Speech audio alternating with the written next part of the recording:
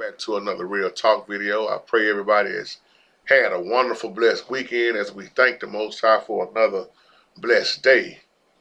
My title says, Your curses have no effect on me.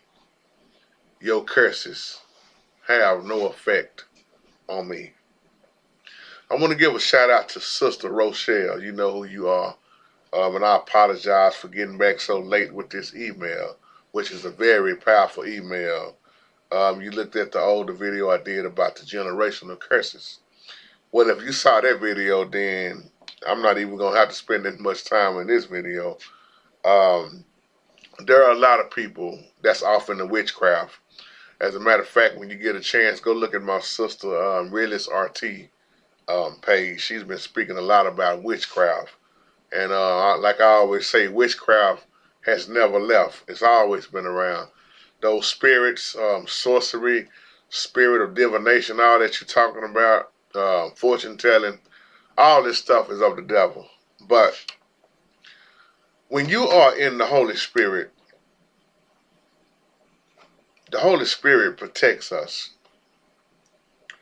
These curses that people talking about, they speaking on you, it have no power. Let me just speak for myself. It don't have no power over me. Um, but you ask me, can a true believer be cursed? If you are in the Holy Spirit once again, and you know the word and what the word says, you live the word, there is no way you're going to be cursed. Especially when you understand the Old Testament, the Old Agreement, and the New Agreement. Yeah, like we talked about that in the other video, the older video, about, being cursed up to the third and fourth generation. But like I always tell people, when the Bible teaches you one thing, don't stop there, because it's gonna have an end to it. If there was a time where generational curses were going on, then there's a time when it's over with. So many people, they spend so much time talking about how cursed they are, sister, that they never studied in the Bible how the Bible showed us how the generational curses were broke. They never studied that. Christ covered it all. A lot of those black Hebrew Israelites that stand on the corner, that's their main message to a lot of people when they walking up and down the streets, talking about Ham, Noah's son. You know, that's what most of them just gonna dwell on that. And you've been hearing, like you said in your email, you've been hearing this for years, that, oh, black people are so cursed, black people are so cursed. I'm so sick of hearing that. See, those are the people that don't study, and then there are some that just don't know out of ignorance. Because when you study the word, you should really catch what the Bible is showing you. And then when you wander around talking about you still cursed in that sense, then you truly have not been in the Holy Spirit. You know, because if I was to sit there and say I'm still living in the curse, I wouldn't really have nothing to do with Christ. What I mean by that? What was Christ's whole point of coming when he said it is finished?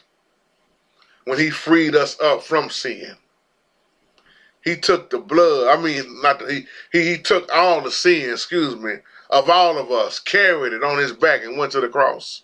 See, to say I'm living in the curse would be totally saying I don't really agree with him dying on the cross. He didn't do nothing. See, that's why you got to get past that listen to what folks say and study for yourself. You know what I call people like that when they tell me they gonna curse me? Oh, I'm living in the curse. You're a fool. You're a fool. I've had many wicked people on here tell me that, oh, I'm gonna speak a curse on you, JT. I tell them, go right ahead. It ain't gonna have no power. If I do it, you're gonna be really cursed. Go ahead.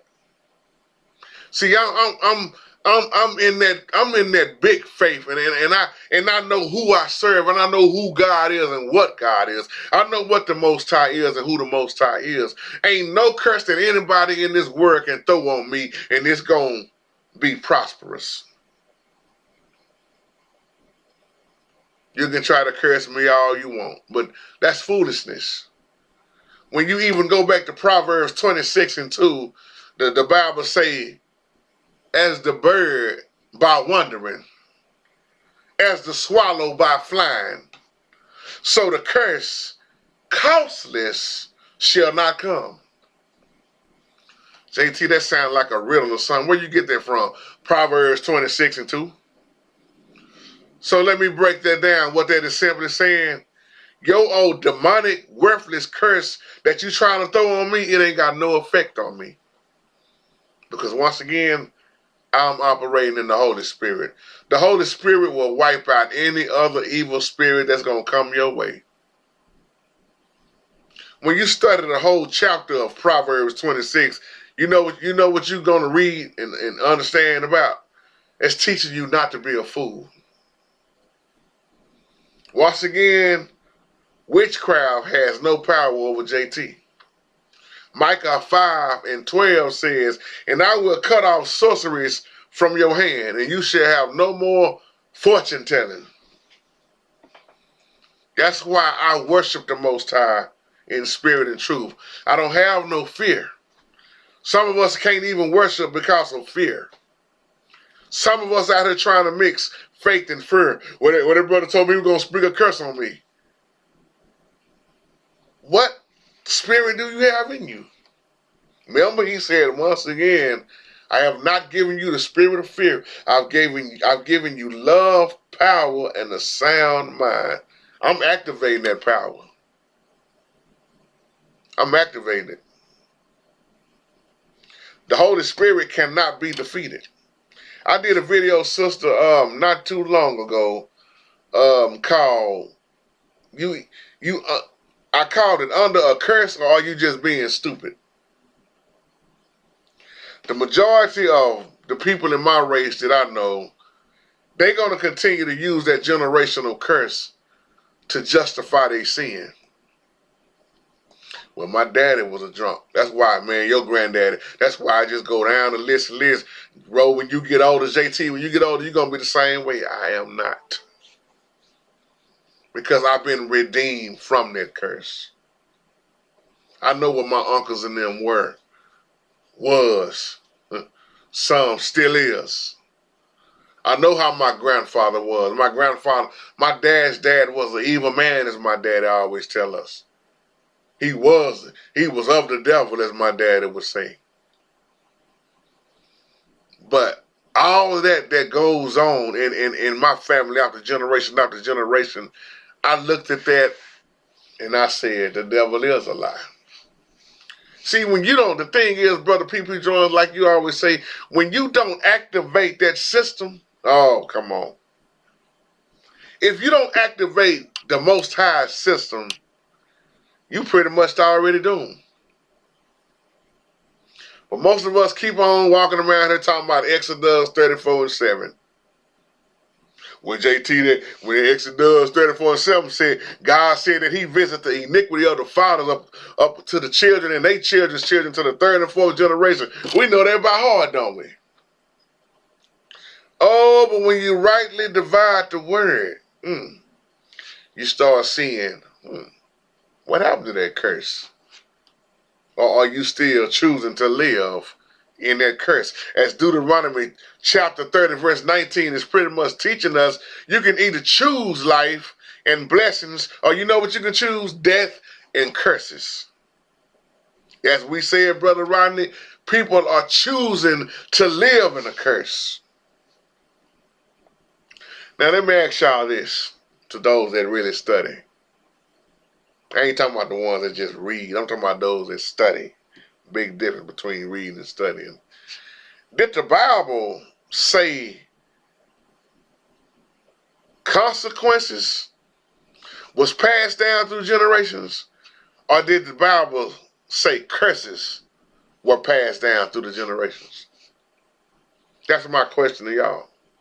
Because when you keep rightly dividing the word and you get into the book of Ezekiel 18 and verse 20, and you know what it tell you? Your son will not share the guilt of your father, nor will the father share the guilt of the son. Once again, we have been freed up from that. Freed. But if you want to continue to choose to live that way, That's on you. We have been made new. Stop walking around talking about you curse. And if you got the Holy Spirit, once again, ain't nobody gonna be able to curse you. It's foolishness. So that's my time. I wanted to come back and respond to you with that. If you can tonight, tune in at 9:30 p.m. Dallas, Texas time, and we're gonna deal with sinners, the righteous in this world.